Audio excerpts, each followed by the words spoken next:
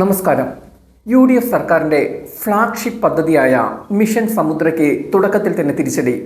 കേരളത്തിലെ കപ്പൽ നിർമ്മാണ പദ്ധതിക്കായി 10,000 കോടി രൂപ നിക്ഷേപം നടത്താനുള്ള ഒരു പദ്ധതിയുമില്ലെന്നാണ് ടാറ്റ ഗ്രൂപ്പ് വ്യക്തമാക്കിയത്.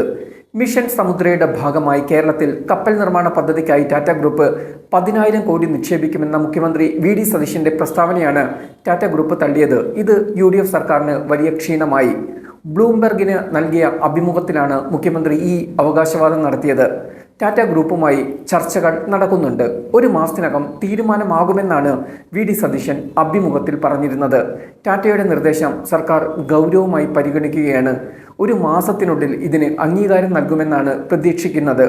പദ്ധതിക്ക് ആവശ്യമായ സ്ഥലം സംസ്ഥാന സർക്കാർ വിട്ടു നൽകും.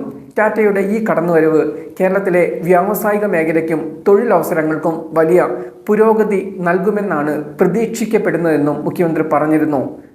എന്നാൽ ടാറ്റയുടെ പ്രതികരണം വ്യത്യസ്തമായിരുന്നു. മുഖ്യമന്ത്രി പറഞ്ഞത് കേട്ട് അമ്പരന്നുപോയി. ഇത്തരത്തിൽ വലിയൊരു നിക്ഷേപം നടത്താനുള്ള നീക്കം ടാറ്റ ഗ്രൂപ്പിനില്ല. പദ്ധതിയുമായി ബന്ധപ്പെട്ട് കേരളത്തിലെ ഇപ്പോഴത്തെ സർക്കാരോ കഴിഞ്ഞ സർക്കാരോ തങ്ങളെ സമീപിച്ചിട്ടില്ല. അഭിമുഖത്തിൻ്റെ വീഡിയോ കണ്ടു. VD സതീശൻ ഇക്കാര്യത്തിൽ വ്യക്തമായ അറിവില്ലാത്തതാവാം ഇങ്ങനെ പറയാൻ കാരണം. മാധ്യമങ്ങളോട് സംസാരിക്കുമ്പോൾ ആധികാരികമല്ലാത്ത കാര്യങ്ങൾ കമ്പനിയുടെ പേരുൾപ്പെടെ പരാമർശിച്ച് വെളിപ്പെടുത്തരുത്, ടാറ്റ ഗ്രൂപ്പ് വ്യക്തമാക്കുന്നു.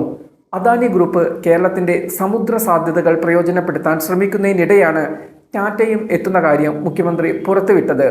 കോർപ്പറേറ്റ് രംഗത്ത് ടാറ്റയോട് കിടമത്സരം നടത്തുന്ന ഗ്രൂപ്പാണ് അദാനി. അതുകൊണ്ട് തന്നെ മുഖ്യമന്ത്രിയുടെ പരാമർശം വാർത്തകളിൽ വലിയ ഇടം നേടി.